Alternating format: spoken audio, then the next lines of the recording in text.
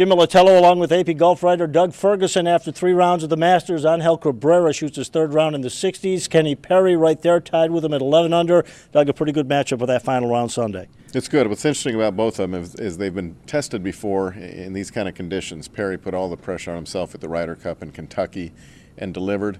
Angel Cabrera wins at the toughest course in America, Oakmont, for a U.S. Open.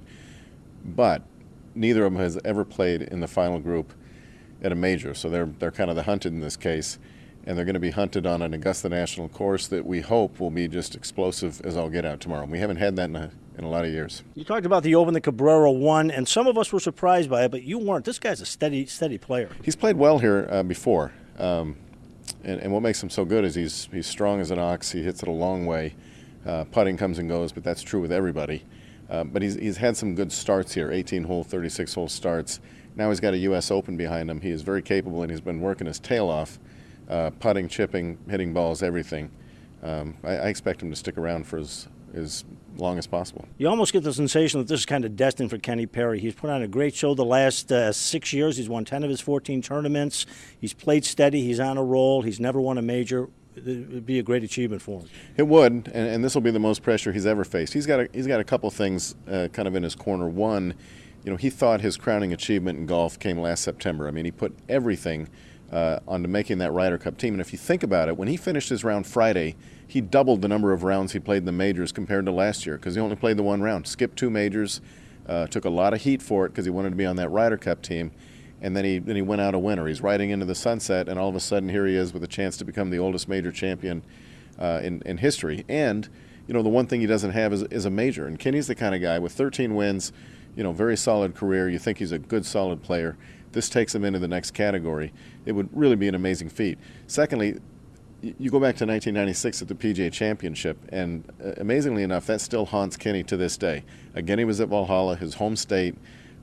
He's in the lead, kind of butchers the 18th hole in regulation, and then he goes up to the tower, which he took a lot of criticism for later for not being on the range and staying loose in case there was a playoff. And there was, and he ends up losing in a playoff. And to this day, he wishes he could have it back, a little do-over. Who would have thought at age 48 that he would get that chance for a do-over? Chad Campbell just 2 shots back, Jim Furyk 3 back. Still some folks in the hunt. Anybody that we should keep an eye on tomorrow? Can we end this thing without mentioning Tiger? No. 7 back. I wouldn't worry about Tiger. There's 2 ways to look at that, and let's mention Phil too. They're playing together. That's what we were all hoping for, a Tiger-Phil pairing in the last group. We just didn't know it would happen around breakfast time. It's not that bad. Tied for 10th. That means they've got 7 players in front of them, which is not a lot, but that's 7 shots, and that's a lot. The largest comeback ever in the Masters is 8 shots. Tiger's never come behind in any major, whether it's 1 or what have you. Only once in his career has he come back for more, and that was 8 shots in Thailand years and years and years ago. But 2 things have to happen here. I think what we're going to see with Augusta tomorrow, or everybody is expecting, is lots of fireworks. A chance to make a lot of birdies, a lot of eagles. That's the good news for Tiger and for Phil and for Steve Stricker and those guys.